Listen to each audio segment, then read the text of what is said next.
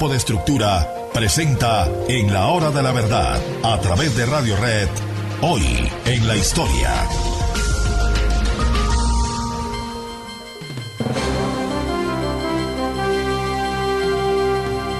Estamos en el año de 1940, en las horas dramáticas en que Francia no encontraba cómo defenderse del aluvión que le caía encima, el aluvión de los nazis. La batalla de Francia contra Alemania estaba prevista y Francia se había preparado no con la diligencia y no con el cuidado que debiera.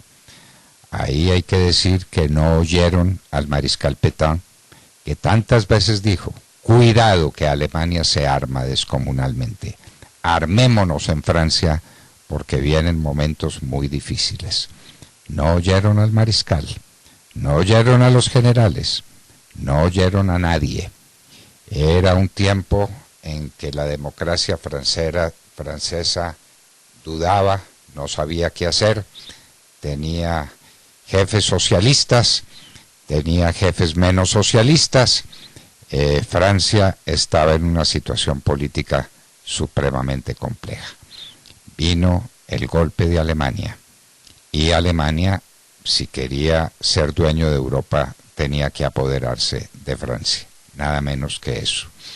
Francia estaba preparada en la frontera y había creado lo que se llama la línea Maginot. Era absolutamente inexpugnable, la línea Maginot.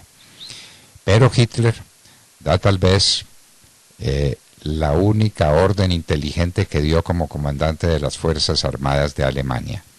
No vamos a enfrentar la línea Maginot, vamos a dar la vuelta por las Ardenas, vamos a caer sobre los Países Bajos, vamos a pasar los ríos que separan los Países Bajos de Francia y vamos a caer sobre París. Las Ardenas. Para los franceses, las Ardenas eran inexpugnables. Era absolutamente imposible que un ejército moderno, con las armas, con los pertrechos, con los medios que utilizan los ejércitos y especialmente con los tanques, pudieran atravesar las Ardenas. Pues Hitler no se equivocó y dejó a un lado la línea Maginot y pasó por las Ardenas y se metió en el corazón de Europa, se metió en Holanda, en Bélgica especialmente.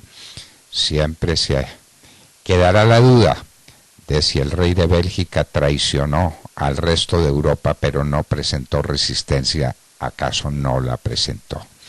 Y cuando menos pensaron los franceses, tenían a los alemanes atravesando el río Somme y lanzándose sobre París. Aquello fue increíble.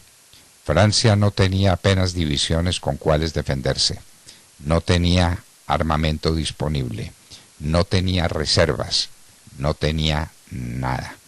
El gabinete de Reynaud, que era el jefe político francés del momento, no se sostiene, renuncia, crisis política, además de la crisis militar, y los nazis avanzaban y los ríos quedaban atrás y Francia se consumía y oponía resistencia en algunos casos con un heroísmo extraordinario, digno de los hijos y los nietos de quienes combatieron en la Primera Guerra Mundial. Pero en general Francia estaba perdida de antemano, no tenía fe en su destino, no creía que pudiera ser una resistencia eficaz contra los alemanes. Al general de Gaulle lo despacharon para Londres, era el segundo comandante de las fuerzas militares, para pedirle ayuda a los ingleses y desde Inglaterra para pedirle ayuda a los Estados Unidos, que eran la última esperanza. El presidente Roosevelt, a quien se le solicitó con extrema urgencia que interviniera en la guerra, contestó diciendo que lamentaba, pero que tenía que pedirle permiso al Congreso de su país, que era abiertamente neutral en el sentido de que no quería de ninguna manera involucrar a los Estados Unidos en una reyerta de carácter mundial. Entonces las cosas continuaron su curso. Hay una conversación muy dramática del general de Gaulle con el general comandante de las fuerzas francesas, y el general comandante le dice: ya pasaron el Somme, van a pasar el Marne, ¿y qué más?, decía de Gaulle. Van a llegar al Sena, ¿y qué más?, decía de Gaulle. Dice: ¿cómo que qué más? Van a caer sobre París, ¿y qué más? ¿Y dónde está el resto del mundo? ¿Dónde está nuestra fuerza de ultramar? Lo que proponía de Gaulle, lo que propusieron muchos, es que libraran lo que quedaba del ejército francés con una armada que estaba prácticamente intacta y era gigantesca, para que se fuera al África, a los territorios que llamaban de ultramar, se hicieran fuertes allá y esperaran la hora de volver a combatir, pero con posibilidades de éxito. Esas voces no fueron escuchadas. El ejército francés se quedó en Alemania sin hacer, pues, prácticamente nada.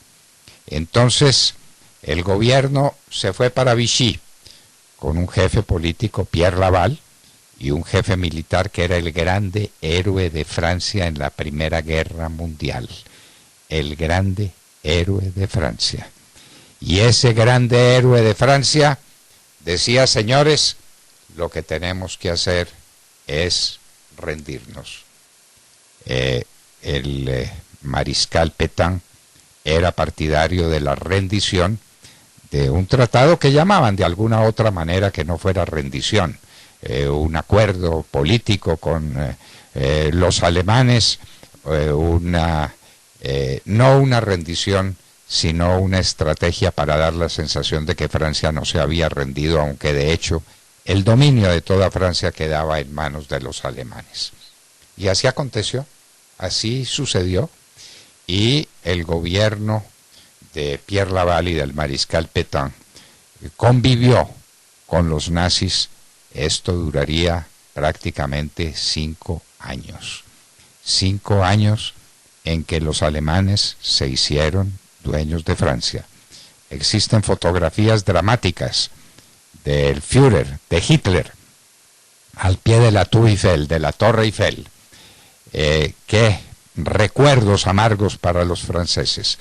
Las tropas alemanas jugando con los niños franceses, dándoles a entender que no había pasado nada. Nada distinto de que Francia la inmortal, Francia la grande, Francia, la gran luchadora, había quedado derrotada. Parte del ejército francés había logrado salir con el ejército inglés y retornado a Inglaterra. Era la última esperanza. El general de Gaulle quedaba precisamente en Francia al mando de ese ejército francés que había sobrevivido milagrosamente y que no había sido derrotado gracias a que, por fortuna, Hitler tuvo uno de sus sueños profundos, que lo apartaron de darle la orden a Guderian, que era el jefe de las divisiones blindadas de Alemania, para que atacara con todas sus fuerzas en el momento oportuno. Año de 1940. Francia firma un tratado que no se llamaba de rendición. No, señores, no era rendición, pero era la entrega real de Francia a Alemania. Un 22 de junio como hoy, las tropas francesas iban a dejar de combatir y Alemania sería dueña de Francia. Año de 1940, Segunda Guerra Mundial. Hoy en la historia, 9:02 minutos. La familia Ramírez duerme tranquila porque su techo está bien hecho. Bien hecho como las cubiertas Asesco. Por su doble capa protectora, son ultra resistentes a la corrosión y al paso del tiempo. Para que tu techo quede bien hecho, exige calidad Asesco.